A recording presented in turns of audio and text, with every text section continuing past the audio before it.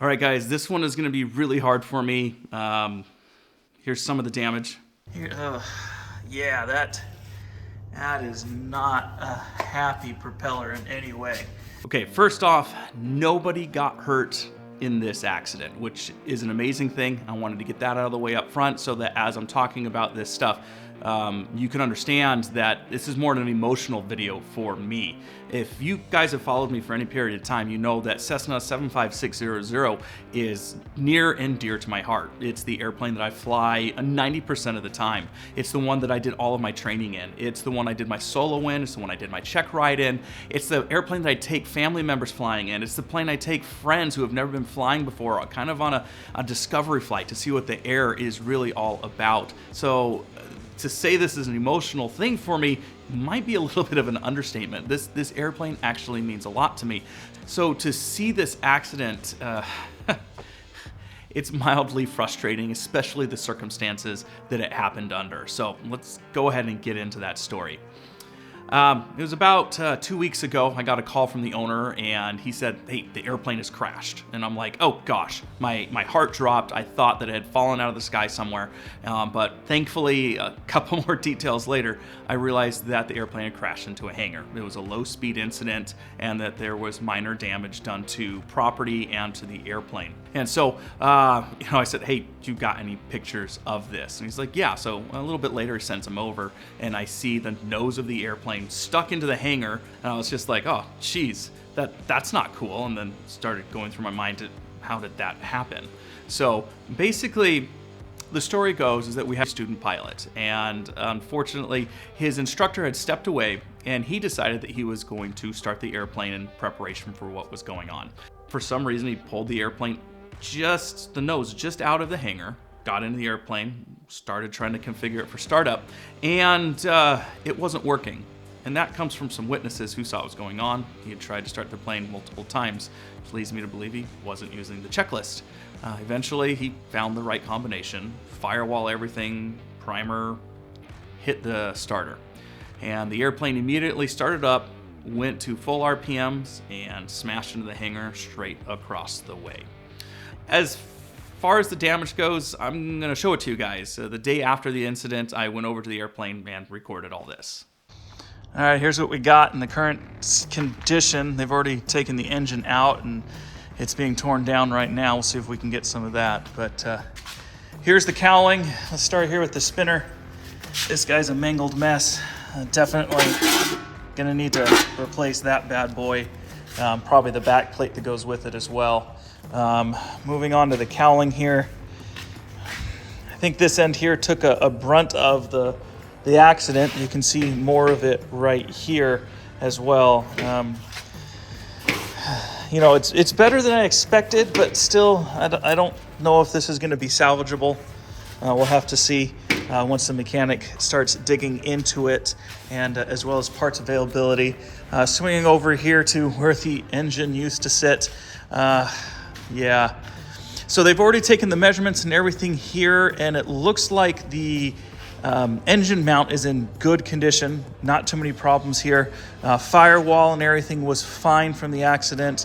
Everything's been double checked. So from this point back, the airplane is fine, which is good news considering what happened here. And let's come over here. We've got some of the baffling and the exhaust manifold. I think this actually did get some damage to it. They're going to have it inspected and taken a look at. There's a couple more parts here.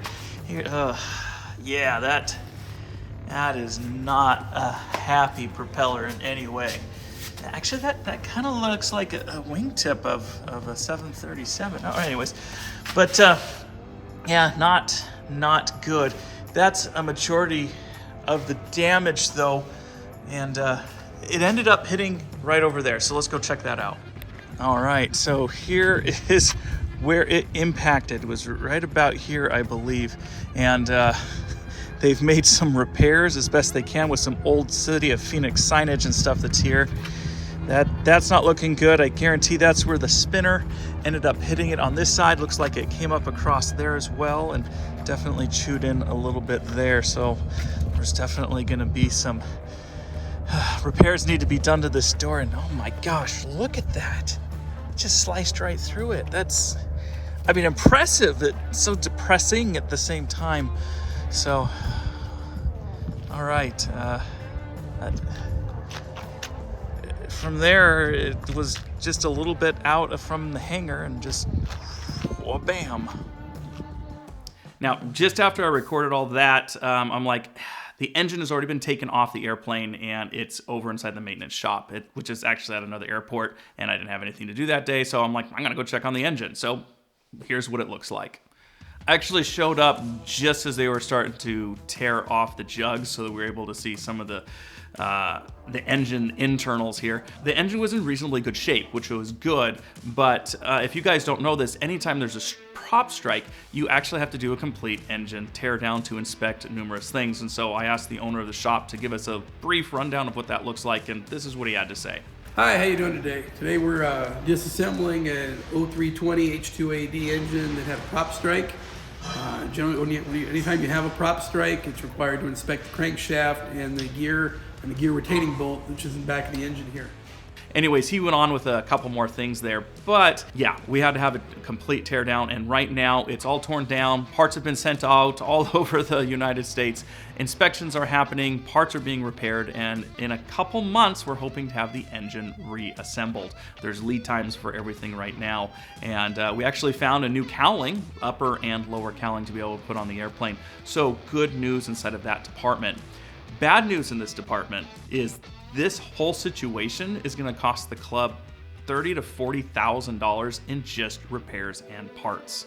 That doesn't even include the downtime for the airplane for the club, the lost revenues from that, and all the student pilots. I think there was a handful, maybe 4 student pilots who are training inside the airplane right now that now have to find other aircraft. And there are other aircraft inside of the club, but they're not 172s. And that's frustrating for a lot of people. So where this is a really silly accident that could have been prevented, it's really put a lot of people, including myself, in a bad spot. So hopefully the lead times on things will be a little bit quicker and we can get the airplane put back together and airworthy again soon, because I really would like to go fly a Cessna 75600 once again. Again, near and dear to my heart. I'll be excited to be able to fly it again. But silver lining on all of this, the engine was maybe 100 hours from TBO. So now the insurance is actually going to be paying for all the repairs, which is kind of good in itself. But anyways, just wanted to tell you guys this story, and if you don't see me flying 75600 for a while, that's the reason. As I get more updates, I'll definitely let you know about them, probably over on Instagram or Facebook. So if you're not following me on social media, check me out there. And if you like this video, go ahead and give it a like. Make sure to check out our other videos over on the channel page. And as always, share aviation wherever you can, and we'll see you in the next one.